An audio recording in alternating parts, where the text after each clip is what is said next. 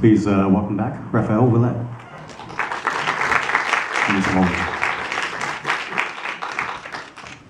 So this is your fourth feature film? Yes.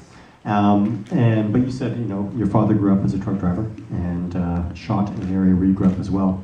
What inspired you for this to be the time for you to tell this particular story in that location? Well, all of my films have been shot in this small place. I wanted to make a short film, a short documentary about my father, ending his career, like the last days or the last week, I don't know, of his career. So I started to write it down, and then I was like, maybe it's could be a little bit more fun or interesting. So I imagined this accident, and I was like, I'm gonna do like a docu-fiction. And I started writing, and then I had this big accident, and a son, and then another son, and in the end, I had a long feature film fiction. I like how you wanted to make it more fun, so the first thing that occurred to you was car accident. Yeah. No, yeah, fun. Yeah. No, not fun, but interesting. How familiar were you with the kind of the particulars of your father's job? You said you wanted to do the documentary about his retirement. Had you seen him work a lot before? I know there's like a lot of shots of him or the character in the beginning, Jermaine, going through his daily routine. And was that something that you discovered in making this film, kind of what your father's daily life had entailed at work? Well, no, I saw it all while growing up, but I never wanted to be a truck driver. I never been hunting. I'm not this type of guy, of course. Well, not of course, because I know some of my friends are filmmakers and hunters, and you can do both. But no, my brother and I, we were more intellectual, and on sunny days we would read books and watch films. To the despair of my dad, but or play video games as well. But I was familiar with it because I saw it, especially when I was very, very young. So now I needed him to coach the actor, how to drive a truck and how to use a chainsaw, how to use a rifle. What do you do in a truck cabin? Where do you look, and or you concentrate, or so. My father was with us almost the whole time. We had some stuff like that, like hunting and wood chopping. Well, I guess the catalyst that made it the fiction film was the accident, and I think it's staged very horrifically, but I think in a way that maybe we don't often see car accidents staged. And I was just wondering, how much work was it just to determine how you were going to build up to that point, that key point, and then how you actually wanted to shoot it for maximum effect? Well, this was shot with a very small budget, so I had a lot of compromise to do while making this film, about many things. But the one thing I didn't want to compromise on was this accident. It is shot exactly as I planned to, when I wrote it. It's the way I was seeing it. So it's very simple, we only had budget for one truck and one car. So it was like a one-shot deal. Very stressful, of course, you can imagine. But well, there's a truck driver, there's a stuntman in the truck with many belts and a lot of experience, and the car is remote control. There's a car behind the car driving the car. There's someone not very far. That was the dangerous part, because the truck driver was in security, and we were safe because we were quite far from the accident. The only stress, the only risk we took was this car following the other car. And so we did it like maybe 10 times, just passing by, and every time it was at the exact same spot. They were very professional and good, and so after 10 times I was like, let's do it now. And it was very stressful. It's the only time we used two cameras for this film. The other camera was just a backup. It wasn't for another angle. It was the exact same angle. It was just a backup. Maybe we could, if we had a glitch or battery or whatever. So everything was pretty easy, not stressful. Yeah. Any questions?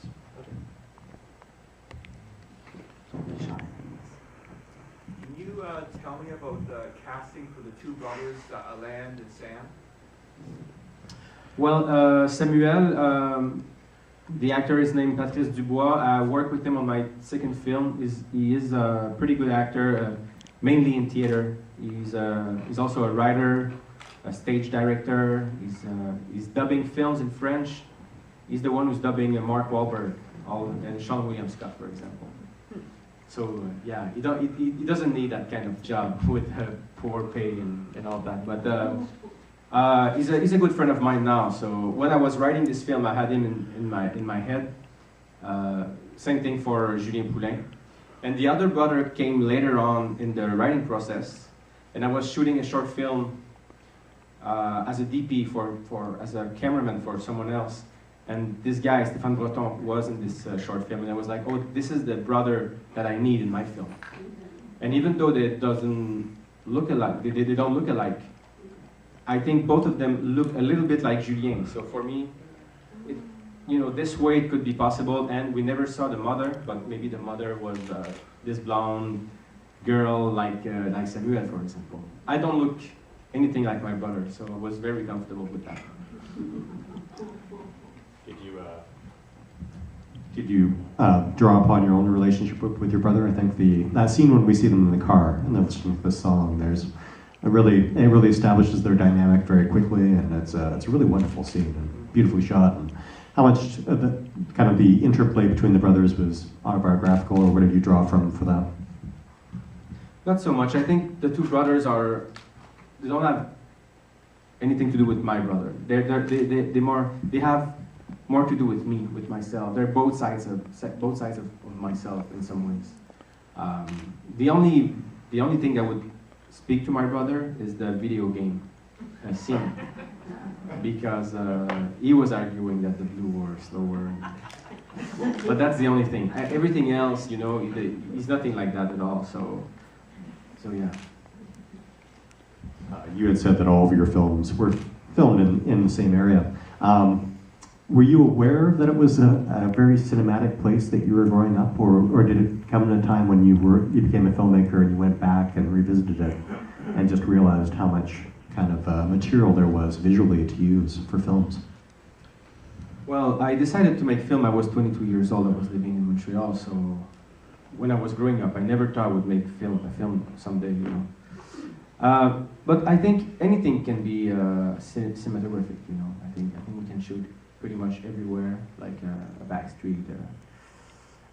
I don't know. Everything can be beautiful if you like it, if you believe in it, if you write something that's coherent for it, that would fit in there. So I don't know. It's not visually that beautiful. It's a small town. It doesn't have much exceptional. It's very simple, and it's the way you shoot it. I think it's the way you tell your story.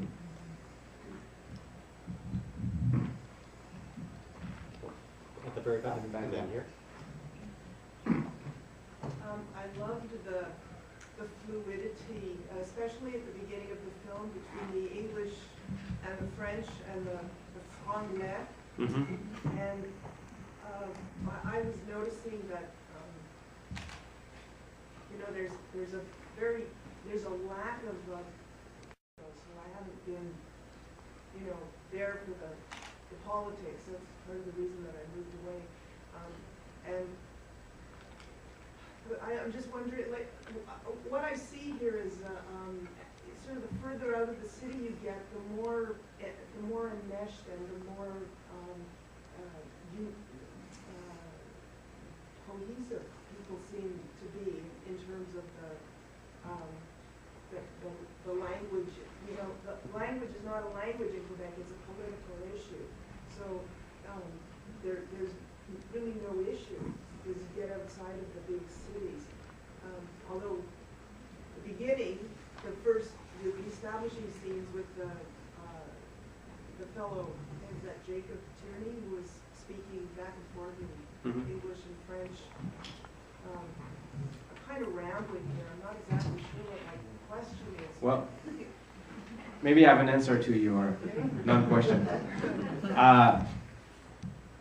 If there's something politic in the film, I'm not going to go into details about my political view, but there's something for me I wish that this whole thing, separatist thing in Quebec, wouldn't be about language. There's a culture to protect, but it's nothing French versus English. I've been dating this Anglo girl all summer long, and I have no problem with that whatsoever. It's just, it's a matter of politics and culture. And in this film, if there's something politic in this film, it's, can we just get together and be together, whatever your background, whatever your language, we can go from one to the other. I worked at Music Plus for 7 years, where we would speak Anglais, French, English, whatever, you know, mixing them all, even Spanish, no problem. You know, it's like it's a big city. It's something you have to do in a big city, I think. And in my hometown, we have the USA just nearby with English people, Franco-American as well, and Acadians from New Brunswick, and French people from New Brunswick, and English people from New Brunswick. So I don't have a problem with that. I don't think this should be the center of any fight, or, you know. So that's it. It doesn't have anything to do with language. For me, it's something else, and there's something else. It's not in the film, of course. This is not a political film. Kind of. Je suis bien d'accord. I just love the way that you portray that, though. You really did portray that in your film. You portrayed, you know, that yeah. It's not an issue. It's not a language issue. It's about. Thanks. Yeah. How typical are these characters and the story in Quebec today? The story? Like in small town Quebec, it's just quite typical. The story of the father, the relationship, the job. We have many films about filmmakers having problems with their father in Quebec right now. I don't know why. I don't have any problem with my father. I have a problem of communication with this whole generation of man who doesn't know how to speak with people, with the younger one, because they've been in the wood or in a big project in I don't know, Beijing or whatever, working away from their wife and their kids, and you know, in such a small time, we switch from patriarchal houses to matriarchal houses. Yeah, so those men for me are kind of lost right now. So this is not about my father, this is about this whole generation. I don't know if it's typical, but I know that in Quebec we have this very big problem of people taking Prozac and such things. So maybe the depression is typical right now, I don't know, in small places. But I don't know, it's just stuff I saw growing up, you know. All of my uncles are logmen or truckers, or they're doing job like that, so I don't know, it's just my personal experience. Yeah.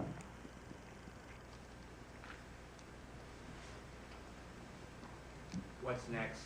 What's next? I have 3 films in store. I have one that's going to be released in this next spring. Well, no, in February actually. It's already been shot and edited and all that. I have a film that's happening in Montreal. I haven't wrote this one. It's an English film. It's been written by a girl from Montreal, and it's happening in Montreal. So, which would, you know, it's something completely new for me. And I'm writing right now another film that's a little bit like this one, family drama, but this time with criminals.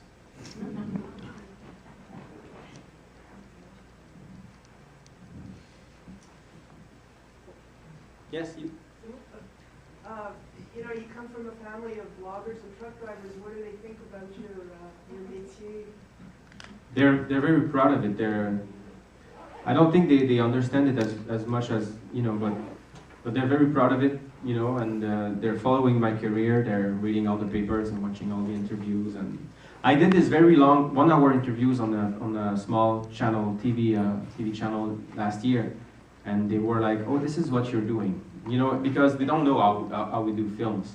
For me, it's obvious, but for them, it's so they saw this whole thing, you process, writing, trying to find money, and traveling with your film, and promotion, and all that. So yeah, they don't have any problem with that. But I'm the first. I'm on my father's side. I'm the first one who had a college degree, and I'm the only artist, if you may. So yeah, but you know, they're proud of it. How did you decide to go into it all? Short version. When I was 14, I started to be a DJ on a radio in my hometown. So I studied. I went to the small town Jonquière to study radio, and all my friends were studying. Well, my new friends in college were studying to become TV technicians, like editors or cameramen and stuff like that. So after 3 years of radio, I went back 2 years on the television program. And in Montreal, I was supposed to be an editor for the news channels or documentary and stuff like that. And I fell in love with films, and I decided to make films instead. It's accidents and accidents. A last one, or?